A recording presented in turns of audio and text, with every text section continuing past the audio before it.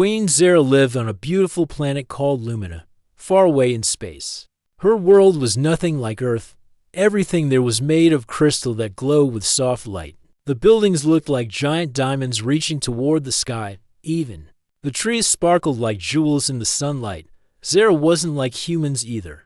Her skin was clear like glass, and light moved through her body like water. She was tall and graceful, with long silver hair that floated around her even when there was no wind. Her eyes were the color of deep ocean water, and they held the wisdom of someone who had lived for a very long time, for over 1,000 years. Queen Zera had ruled her people. When she became queen, she made a special promise that changed her life forever. This wasn't just any promise. It was a magical vow that connected her soul to her planet. The promise was simple but powerful. She would never fall in love or get married. Instead, all her life energy would go toward protecting her people and keeping her world safe. This vow wasn't just words. It was real magic that flowed through her body every day. Because of this promise, her planet had magical shields that kept out dangerous things from space. The crystal cities never needed electricity because her vow powered everything. The healing centers that helped sick people worked because of her sacrifice. Even the weather stayed perfect because of the magic that came from her promise. At first, keeping this vow was easy. Queen Zera was young when she made it, and she believed that being a good ruler meant giving up personal happiness. She watched her friends get married and have families, but she never felt jealous. She had her duty, and that was enough. Years passed, then decades, then centuries. Queen Zera saw many changes on her world. She watched children grow up, become adults, have their own children, and eventually pass away. She saw new inventions, new art, new music, but she remained the same, eternal, unchanging, devoted to her people. Her advisors respected her completely. They knew that their comfortable lives existed because their queen had given up her own chance at love. The people of Lumina adored her. They built statues in her honor and sang songs about her sacrifice. Children learned in school about how their queen loved them so much that she chose to stay alone forever. But deep inside, Queen Zera sometimes wondered what she had missed. When she walked through the crystal gardens and saw couples holding hands, she felt a strange emptiness. When she attended wedding ceremonies and saw the joy on people's faces, she felt something she couldn't name. Still, she pushed these feelings away. She had made her choice, and she would stick to it. Everything changed on a regular Tuesday morning. Queen Zera was in her throne room, reviewing reports from her ministers, when her captain of guards rushed in. His face was worried, and he was breathing hard like he had been running. "Your Majesty," he said, bowing quickly, "we have a situation. Something has crashed in the northern mountains. It's not from our world." Queen Zera's heart skipped a beat. Nothing had ever crashed on Lumina before. Their magical shields were supposed to keep everything out. She stood up from her crystal throne, her robes flowing around her like liquid starlight. "Show me," she commanded. The captain led her to the viewing chamber, where a large crystal ball showed images from anywhere on the planet. Inside the ball, she could see smoke rising from the snowy mountains. There, buried in the ice and rock, was a strange metal object unlike anything she had ever seen. "It's a ship," the captain explained, "but not like our ships. This one is made of rough metal, not crystal. Our scouts found it an hour ago." Queen Zera studied the image carefully. The ship was damaged badly, with parts of it scattered across the mountainside, but something about it fascinated her. It looked so different from the smooth, elegant ships her people made. This one was practical, built for long journeys through harsh space. "Are there survivors?" she asked. "We don't know yet, Your Majesty. The rescue teams are on their way, but the crash site is dangerous. The ship is leaking strange gases, and there are electrical fires." Queen Zera made a decision that would change everything. "I'm going there myself." Her captain looked shocked. "Your Majesty, that's not safe. We don't know what kind of beings we're on that ship. They could be dangerous. If they're hurt, they need help," Queen Zera replied. "And if they're dangerous, I'm the only one with enough power to handle them. Prepare my transport." The journey to the crash site took 2 hours. Queen Zera traveled in her royal ship, a beautiful vessel that looked like a flying crystal cathedral. As they flew over the mountains, she could see the damage more clearly. The alien ship had carved a deep scar in the mountainside, and pieces of metal were scattered everywhere when they landed. Queen Zera's rescue teams were already working. They had found the ship's main section and were trying to cut through the twisted metal. The air smelled of smoke and strange chemicals that made her nose wrinkle. "Report," she ordered as she approached the crash site. The rescue team leader, a woman named Captain Luna, hurried over. "Your Majesty, we've detected one life sign inside the ship. The being is badly injured but alive. We're trying to create an opening, but the metal is very strong." Queen Zera walked closer to the wreckage. Through a cracked window, she could see movement inside. Someone was definitely alive in there, trapped and probably scared. Without thinking, she placed her hands on the metal hull. Her magical power flowed through her fingers, and the metal began to glow. Slowly, carefully, she created an opening large enough for the rescue teams to enter. The effort made her tired. Her magic wasn't meant for this kind of work, but she pushed through. "Go," she told her teams. "Bring whoever is in there out safely." Minutes later, they emerged carrying a figure on a stretcher. Queen Zera's breath caught in her throat. The being was clearly not from her world, but he looked similar to her people in some ways. He had solid skin instead of transparent skin, and his hair was dark brown instead of silver. His clothes were strange, practical, and tough, made for protection rather than beauty. "He's unconscious," Captain Luna reported. "Multiple injuries, but nothing we can't heal. He should live." Queen Zera found herself staring at the unconscious stranger. Something about him was different from anyone she had ever met, even unconscious. He seemed to have a strength and determination that fascinated her. "Take him to the palace healing chambers," she ordered. "Give him the best care we have." "Your Majesty," Captain Luna said carefully, "shouldn't we keep him in the regular medical center? We don't know anything about his species or his intentions. He's hurt and far from home." Queen Zera replied, "We'll treat him with kindness. First, if he proves to be dangerous later, we'll handle that then." As they loaded the stranger onto her royal ship, Queen Zera couldn't stop looking at him. For the first time in 1,000 years, she felt truly curious about another being. Who was he? Where had he come from?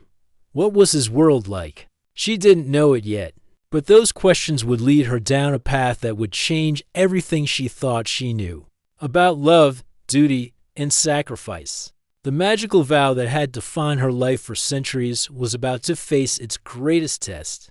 The alien stranger lying unconscious in her healing chamber was about to wake up and turn her perfectly ordered world upside down. 3 days passed before the stranger opened his eyes. Queen Zera had visited the healing chamber every morning and evening, telling herself it was just her duty as a ruler to check on their guests. But deep down, she knew she was lying to herself. Something about this mysterious visitor had captured her attention in a way nothing had for centuries. When he finally woke up, Queen Zera happened to be there, reading reports while sitting in a chair beside his bed. She heard him groan softly and looked up to see him trying to sit up. "Easy," she said gently, setting down her papers. "You were badly hurt. You need to rest." The stranger looked around the room with wide eyes. The healing chamber was beautiful, with walls made of soft pink crystal that glowed warmly. Streams of healing light flowed through the air like ribbons, and the bed itself was carved from a single piece of smooth white stone that somehow felt as soft as clouds. "Where am I?" he asked, his voice rough from sleep. His accent was strange, unlike anything Queen Zera had heard before. "You're on Lumina," she replied. "My planet. Your ship crashed in our mountains 3 days ago. I'm Queen Zera, and you're safe here." The stranger tried to sit up again, wincing from pain. "My ship, my crew. Are they?" Queen Zera's expression grew sad. "I'm sorry. You were the only survivor we found." For a moment, the stranger's face showed deep grief. He closed his eyes and took several deep breaths. When he opened them again, He looked directly at Queen Zara. "Thank you for saving me," he said simply. "I'm Captain Ryan of the Earth vessel Horizon's Edge. We were exploring this part of the galaxy when we hit some kind of energy storm. Earth?" Queen Zara leaned forward, curious. "I've never heard of that world. Is it far from here?" "Very far," Ryan replied, "probably too far for me to ever get home." He didn't sound bitter about it, just accepting. "Tell me about your world. Everything here is so beautiful." That simple question started something that Queen Zara hadn't expected. She found herself talking to Ryan about Lumina, about her people, about the crystal cities and the glowing forests. He listened with such genuine interest that she kept talking, sharing stories she hadn't told anyone in years. Ryan told her about Earth in return. He described blue oceans and green forests, cities made of metal and glass that reached toward the sky. He talked about snow that fell from clouds and rain that watered the plants. He told her about animals like dogs and cats that lived with humans as friends. "Your people live such short lives," Queen Zara said thoughtfully. "Doesn't that make you sad?" "Sometimes," Ryan admitted, "but it also makes every moment more precious. When you only have 100 years or so, you learn to value each day." This idea fascinated Queen Zara. She had lived for over 1,000 years, and sometimes days felt like they all blended together. But Ryan talked about time like it was something valuable, something to be treasured. As the days passed, Ryan grew stronger. The healing chambers worked well on his human body, and soon he was able to walk around. Queen Zara found herself spending more and more time with him, always finding excuses to visit. "I need to check on our guest," she would tell her advisors. "It's important for diplomatic relations." But her advisors weren't fooled. They noticed how their queen's eyes lit up. When she talked about the human, they saw how she smiled more often and seemed happier than she had in decades. High Counselor Velter, Queen Zara's oldest and most trusted advisor, finally spoke up.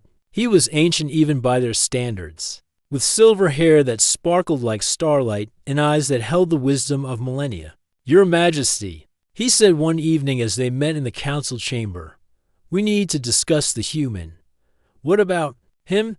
Queen Zara asked, trying to sound casual. "You're spending a lot of time with him," Vilter said carefully. "The other advisors are starting to worry. He's our guest." Queen Zara replied, "And he's from another world. Of course I'm interested in learning about his people." Vilter studied her face. "My queen, I've known you for 800 years. This is different, and we both know it." Queen Zara felt her cheeks grow warm. "I don't know what you mean. You're falling for him," Vilter said gently, "and that's dangerous, very dangerous." "I'm not falling for anyone," Queen Zara protested, but even as she said it, she knew it wasn't true. Over the past weeks, she had started looking forward to her conversations with Ryan more than anything else in her day. She loved hearing his stories about Earth, about the adventures he'd had exploring space. She found herself laughing at his jokes and feeling comfortable in a way she hadn't felt in centuries. "Your Majesty," Velter continued, "your vow isn't just a promise. It's what keeps our world safe. If you break it, I'm not breaking anything." Queen Zara said firmly, "I'm just being a good host." But that night, alone in her chambers, Queen Zara couldn't sleep. She stood on her balcony, looking out over the crystal city that glowed softly in the darkness. Everything was peaceful and beautiful, just as it had been for 1,000 years. She thought about Ryan, probably lying awake in his guest room, maybe, looking out at the same stars and thinking about his lost home. She wondered what it would be like to have someone to share her thoughts with, someone who understood what it meant to be responsible for others. The next morning, Queen Zara made a decision that surprised everyone, including herself. She announced that Ryan would be staying at the palace in Tinley as a cultural ambassador. She wanted to learn everything about his people and his world. "But Your Majesty," Velter protested, "we don't even know if there are other humans who might come looking for him." "Then we'll be ready to welcome them too," Queen Zara replied. "Ryan can teach us about his people, and we can show him our ways." "It's perfect." Ryan was grateful for the opportunity to stay. He had nowhere else to go, and he genuinely enjoyed learning about Lumina and its people. He was amazed by their technology, their art, and their peaceful way of life. But what amazed him most was Queen Zera herself. She was unlike anyone he had ever met. She was incredibly intelligent, with a wisdom that came from centuries of experience. Yet she was also curious and kind, always eager to learn new things. As the weeks passed, Ryan found himself falling for the beautiful queen.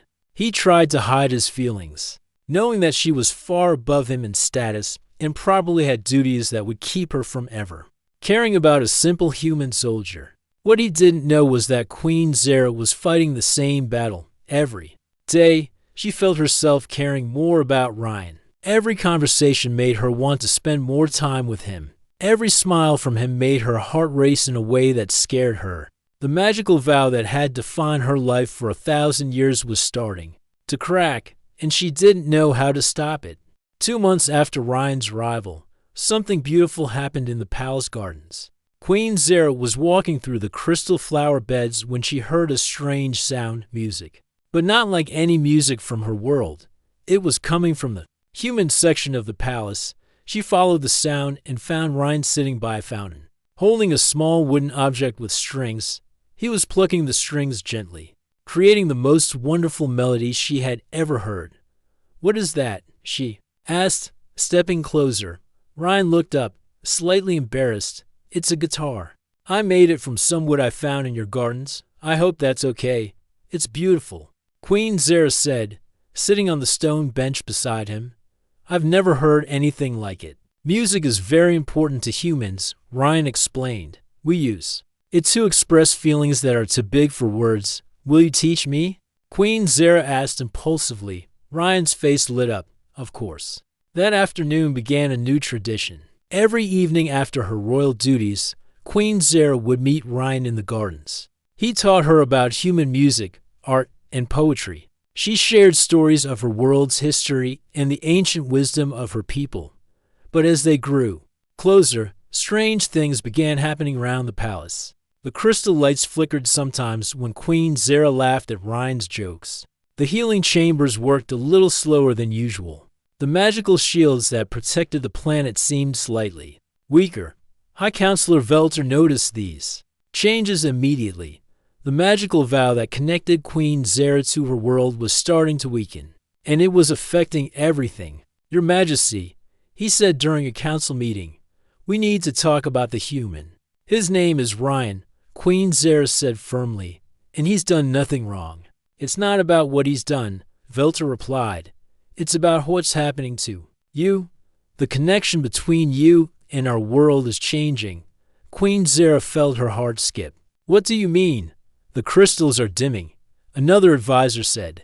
"The energy levels are dropping.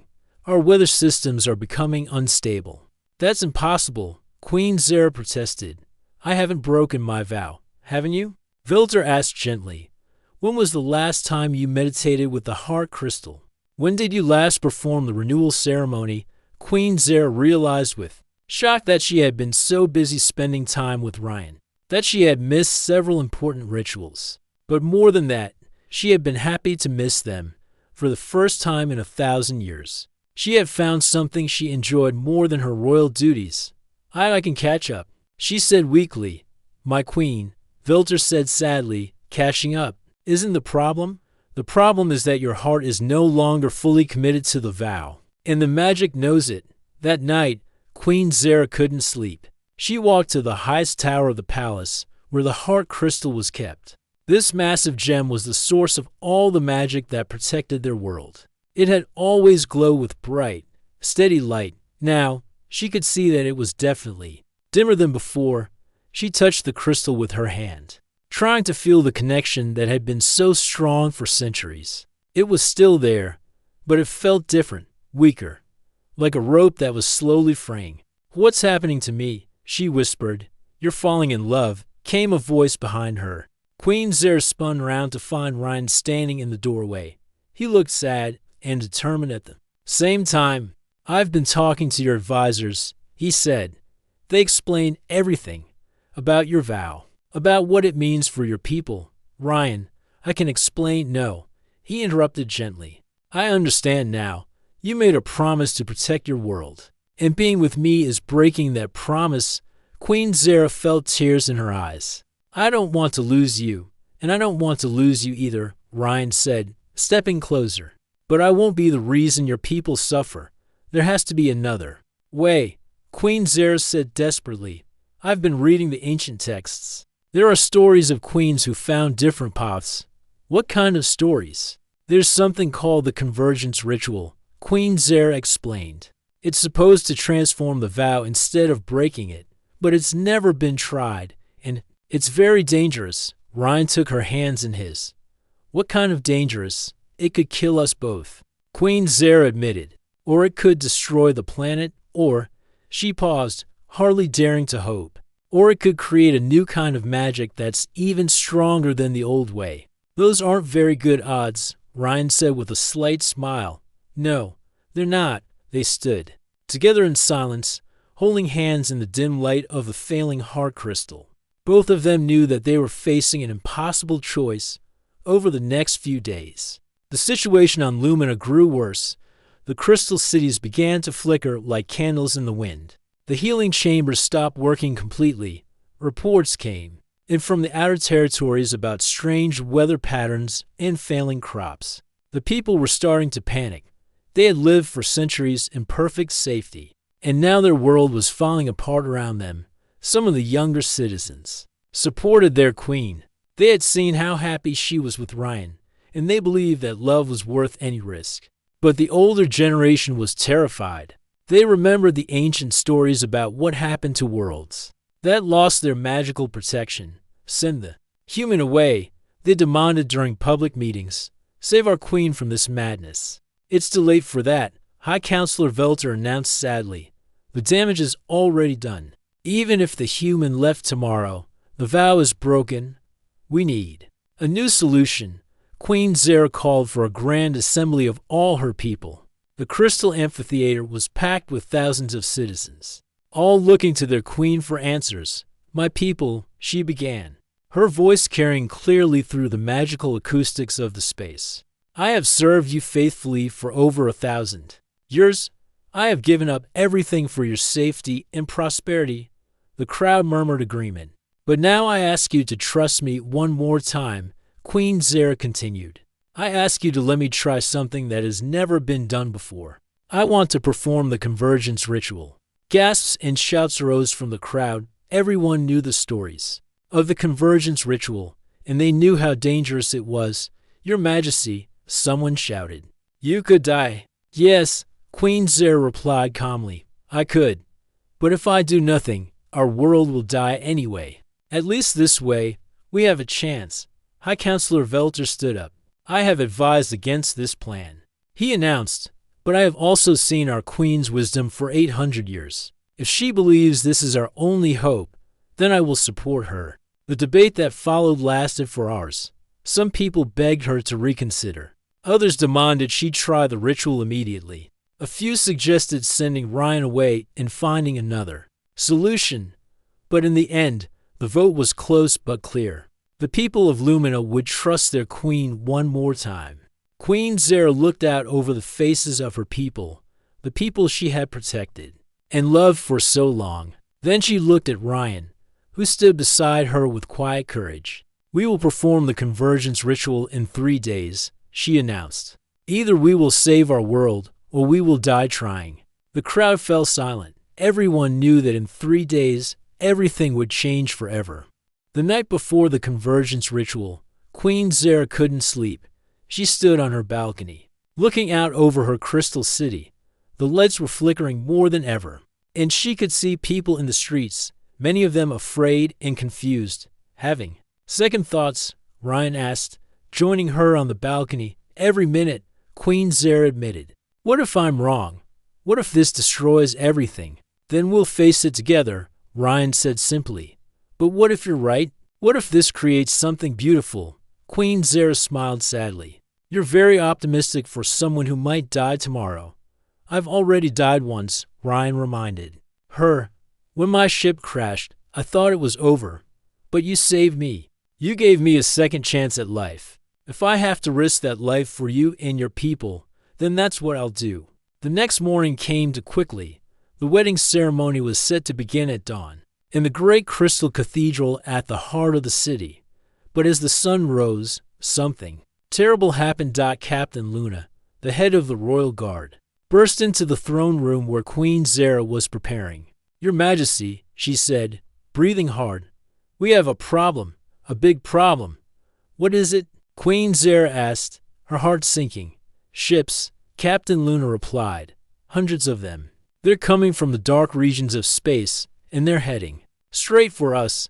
Queen Zara rushed to the viewing chamber with Ryan close behind. Inside the crystal ball, she could see them, dark, twisted ships that looked like they were made of shadow and hatred. They were moving fast, and they would reach Lumina in a matter of hours. The Void Syndicate. High Counselor Velter said grimly. "They've been waiting for this moment for centuries." "Who are they?" Ryan asked. "Pirates, destroyers, the worst beings in the galaxy," Velter explained. "They've wanted to conquer Lumina for ages, but our magical shields kept them away. Now that the shields are failing, they're coming to finish us." Queen Zara said quietly.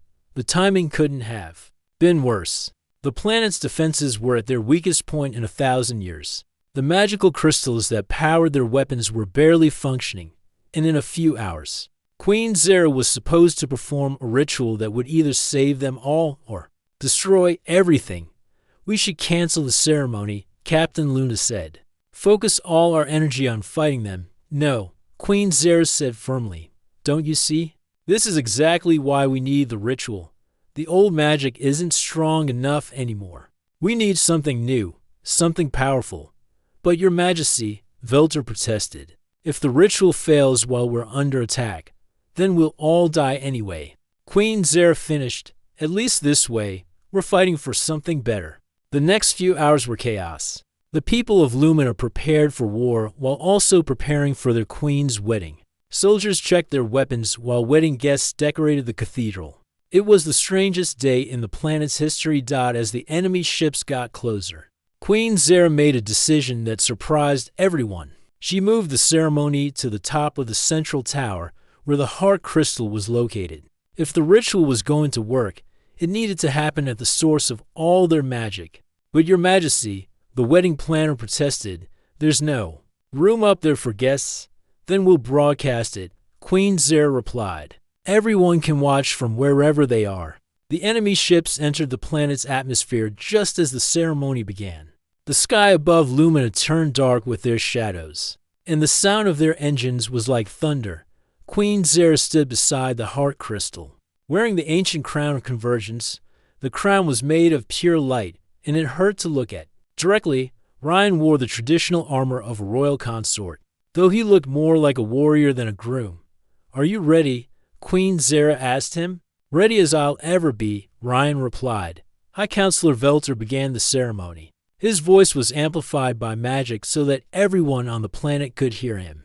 "We gather today not just to witness a wedding, but to witness the birth of a new kind of magic." As he spoke, the first enemy ships began attacking the outer cities. Explosions lit up the horizon, and the crystal buildings shook from the impact. "I, Queen Zara, take you, Ryan, to be my husband," Queen Zara said. Her voice steadied despite the chaos around them. "I promise to love you, to stand with you, and to share my power with you. I, Ryan, take you, Queen Zara, to be my wife." Ryan replied, "I promise to love you, to protect you, and to help you protect your people." As they spoke their vows, something amazing began to happen. The heart crystal, which had been dim for weeks, began to glow brighter. But this wasn't the old, steady light. This was something new, a swirling, dancing light that seemed alive. "The convergence begins," Velter announced. Queen Zara and Ryan held hands and pressed their palms against the heart crystal. Immediately, both of them cried out in pain. The magic was flowing through them, changing them, combining their life forces in ways that had never been tried before. Ryan felt Queen Zara's ancient wisdom flowing into him. He saw visions of the planet's history, of all the threats she had faced, of the loneliness she had endured, Queen Zera felt Ryan's human passion and determination filling her with new strength. She experienced his memories of Earth, his adventures among the stars, his courage in the face of danger. But the pain was incredible. It felt like their souls were being torn apart and rebuilt. Both of them collapsed to their knees, still holding the crystal. "Hold on," Queen Zera gasped. "We can do this, outside." The enemy ships were getting closer to the central city. The planet's remaining defenses were falling one by one. It looked like Lumina was doomed. Then something extraordinary happened. The heart crystal exploded with light, not the explosion that destroys, but the explosion that creates. The light shot out in all directions, faster than anything the enemy had ever seen. When the light hit the failing crystal cities, they didn't just return to their old brightness. They blazed with new colors that no one had ever seen before. The magical shields that had protected the planet for centuries were replaced by something entirely new. Barriers that didn't just keep enemies out, but actively fought back. The enemy ships found themselves caught in nets of pure energy. Their weapons couldn't penetrate the new defenses, and their ships began to malfunction as waves of transformative magic washed over them. But the most amazing change was in Queen Zera and Ryan themselves. They were still the same people, but they were also something new. Their love had created a magical bond that was stronger than anything the old vow had ever provided. "It's working," Queen Zera whispered, tears streaming down her face. "We did it," Ryan said, pulling her into his arms. The enemy ships, faced with defenses they couldn't understand or overcome, began to retreat. But Queen Zera and Ryan weren't finished. Together, they reached out with their new power and spoke to the attackers. "Leave this place." Queen Zera's voice rang out across space, and never return. The power in her words was undeniable. The enemy ships fled, disappearing into the dark regions of space from which they had come. As the immediate danger passed, Queen Zera and Ryan stood together on the tower, looking out over their transformed world.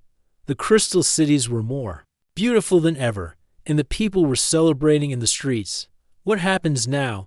Ryan asked. "Now we learn what we've become," Queen Zera replied, "and we build something better than what came before." 6 months after the convergence ritual, Queen Zera stood in what used to be called the council chamber.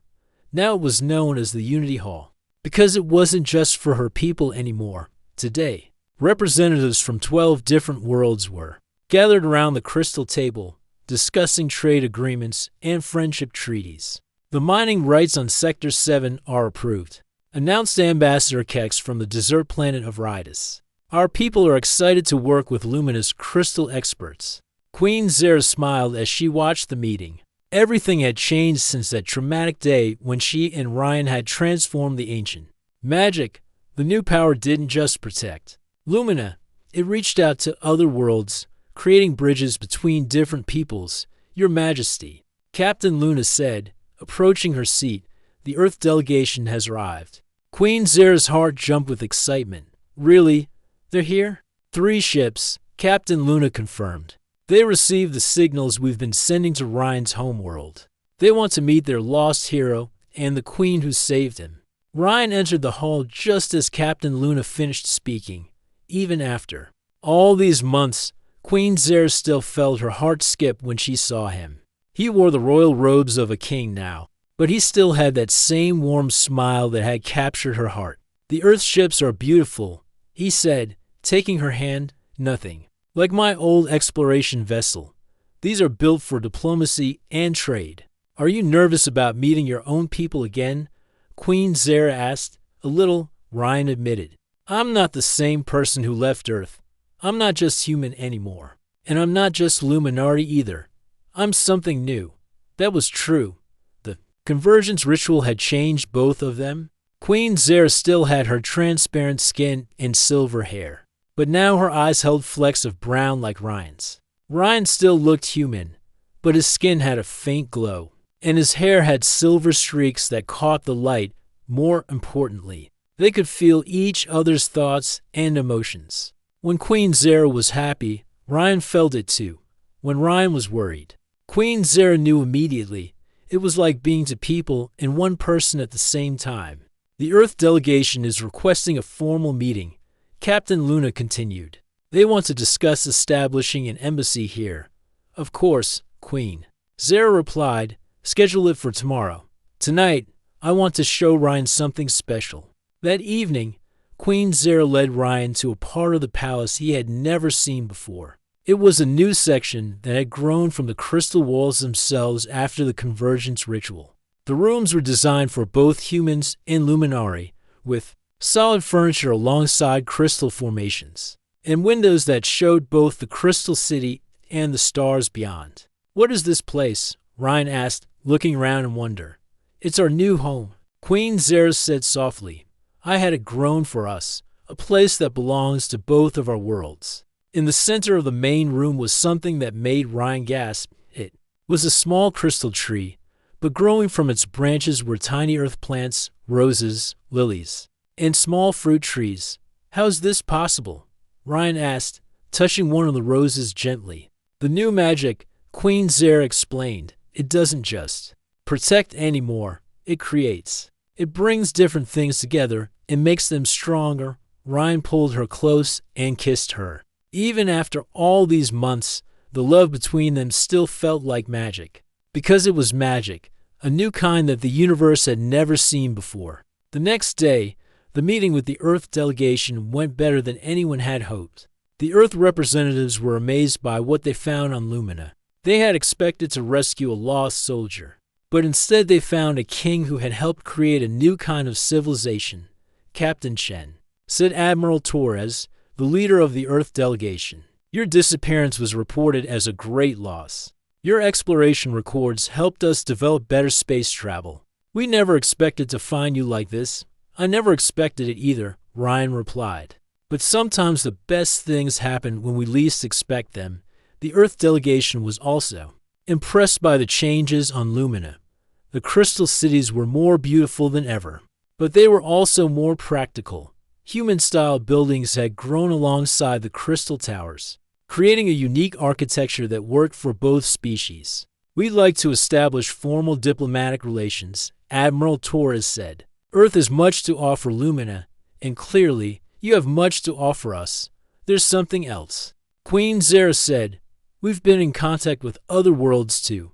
The new magic has allowed us to communicate across vast distances. We're planning to create something called the Galactic Alliance, a group of worlds that work together for peace and prosperity. The Earth representatives looked at each other in amazement.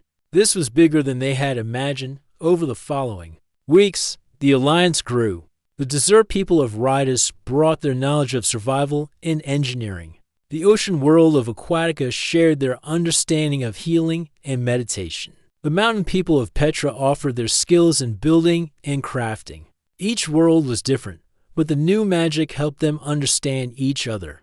Language barriers disappeared when people truly wanted to communicate. Cultural differences became sources of strength rather than conflict. Queen Zara and Ryan traveled to many of these worlds, serving as ambassadors and bridge builders. Everywhere they went, they shared the story of how love had transformed not just their lives, but the very nature of magic itself. You know what the best part is? Ryan said one evening as they watched the sunset from the palace balcony. Below them, the crystal city hummed with activity. Human children played alongside young Luminari. Traders from a dozen worlds filled the marketplaces. Scientists from different species worked together in laboratories that would have been impossible before. What's that? Queen Zara asked. We're not alone anymore, Ryan replied. You spent 1,000 years carrying the weight of protecting your people all by yourself. Now we share everything, the joy, the responsibility, the love, Queen. Zara looked out over the city that had become so much more than she had ever imagined.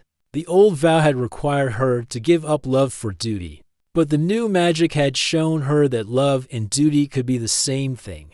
High Counselor Velter was right about one thing. She said thoughtfully, What's that? Breaking my vow did. Bring either salvation or destruction to my people, Queen Zara said. It brought both. It destroyed the old way of life, but it saved us by creating something better. As if summoned by her words, Velter appeared on the balcony. The old advisor looked happier than Queen Zera had seen him in centuries. Your Majesty, he said, bowing to both of them, the latest reports from the outer territories. Our remarkable crop yields are up 50%. The weather control systems are working better than ever, and the happiness index among the population is the highest in recorded history. Thank you, Velter, Queen Zera said. What would I do without your reports? You'd probably be fine, Velter replied with a rare smile. After all, you've already accomplished the impossible. You broke a 1,000-year vow and saved the world doing it. That night, as Queen Zera and Ryan lay in their bed in the new section of the palace, they talked about the future. There were still challenges ahead, new worlds to meet, problems to solve, and the ongoing work of building a better galaxy. But they would face it all together, as they had faced everything since that day when a crashed ship had brought them together. The alien queen had indeed broken her vow of celibacy, but in doing so, she had discovered something more powerful than any promise, the magic of love. That transforms everything it touches, and in the crystal city below, humans and Luminari slept peacefully, dreaming of the bright future that love had made possible.